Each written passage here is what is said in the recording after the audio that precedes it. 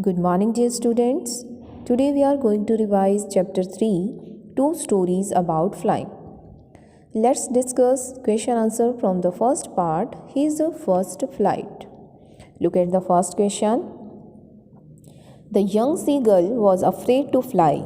How did he conquer his fear? Young seagull उड़ने से डरता था, लेकिन उसने अपने इस फियर पर किस तरह से कॉन्कर किया।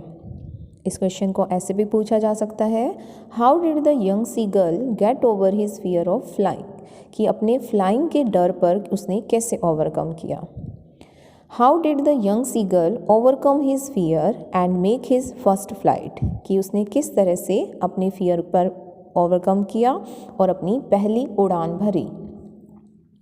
Look at the answer.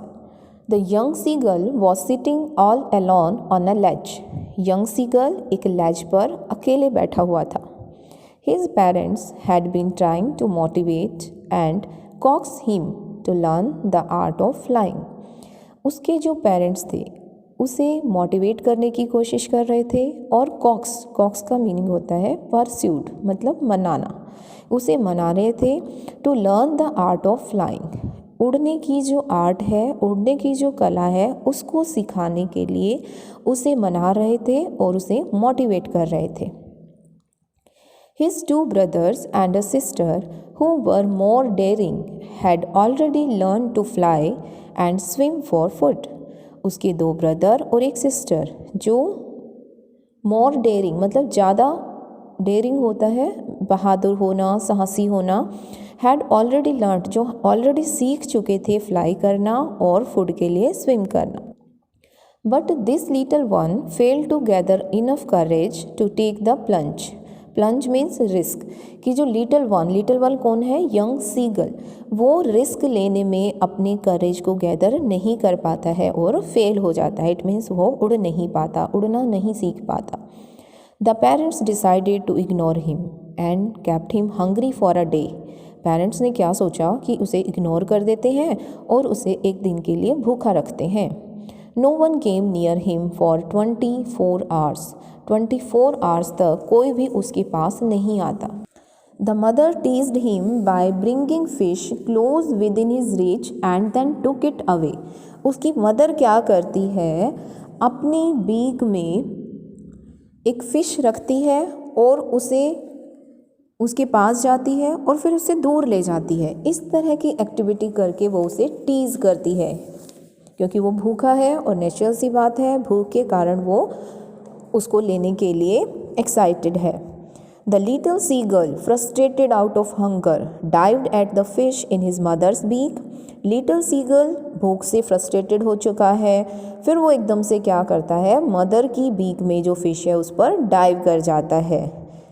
And fell off the ledge with a loud scream, और एक लाउड स्क्रीम के साथ लेज से नीचे गिर जाता है। He was seized by a monstrous terror and his heart stood still. उसे जिसे कि बहुत ज़्यादा टेरर ने पकड़ा हुआ था, उसका हार्ट स्टिल रह जाता है। However, he soon discovered his natural potential to fly. वो जल्दी ही अपनी नेचुरल पोटेंशियल जो होती है उड़ने की, कि जो बर्ड है, नेचुरल सी बात है कि वो सभी बर्ड को उड़ना आता ही है, तो वो सभी अपनी नेचुरल पोटेंशियल को डिस्कवर कर लेती हैं। However, he soon discovered his natural potential to fly.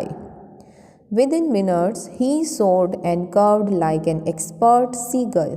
Within minutes, he soared होता है fly, उड़ना, कर्व करता हुआ एक एक्सपर्ट सीगल की तरह उसने कर्व किया, फ्लाई किया।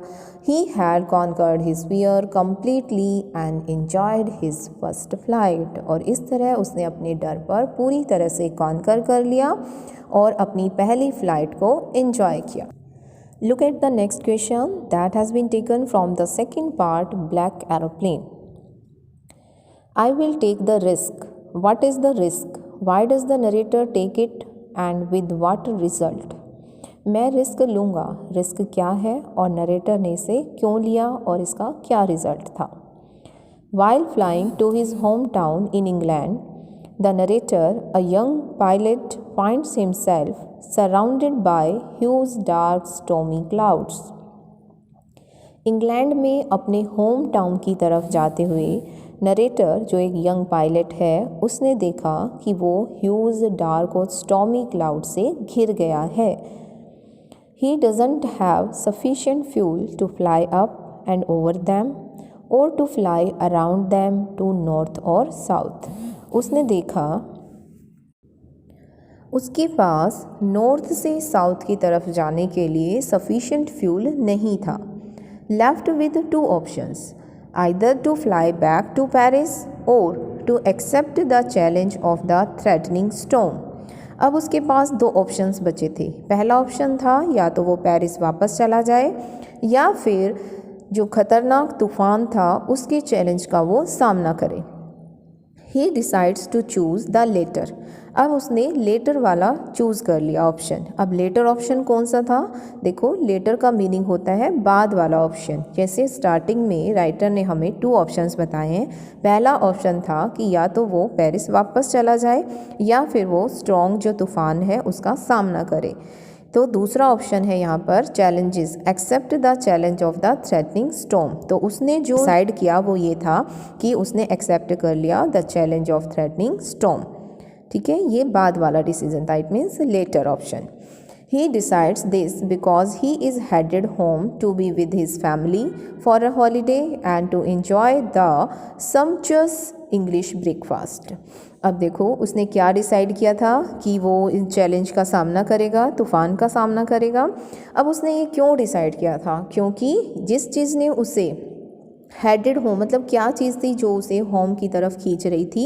अपनी फैमिली के साथ होना, एक हॉलीडे स्पेंड करना और अपनी फैमिली के साथ इंग्लिश ब्रेकफास्ट को एंजॉय करना। सम्पचुअस होता है लैविश, मतलब lavish breakfast, lavish English breakfast वो अपनी फैमिली के साथ एंजॉय करना चाहता था और इसको मिस नहीं करना चाहता था। इसलिए उसने डिसाइड किया कि वो इस डेंजरस स्टॉर्म का सामना करेगा। The result of this risk is fruitful but not without the life-threatening dangers that the pilot encounters.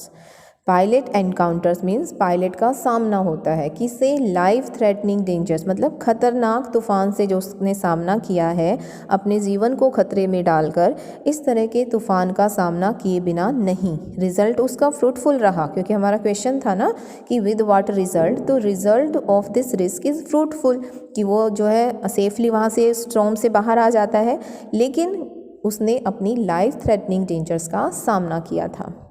Inside the storm, all the safety devices like the radio and the compass in his old Dakota plane get jammed and he begins to lose control over the plane.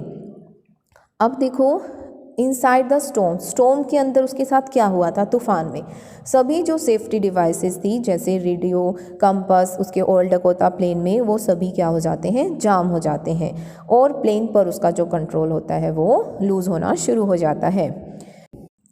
Finally his survival is miraculously guided by a mysterious black aeroplane. Finally जो उसका survival था वो क्या था? एक miracle था। Miracle होता है चमत्कार होना, कि एक मिस्टीरियस ब्लैक एरोप्लेन के द्वारा उसे गाइड किया गया था। उसने क्या किया था? The pilot of this plane lifts one hand.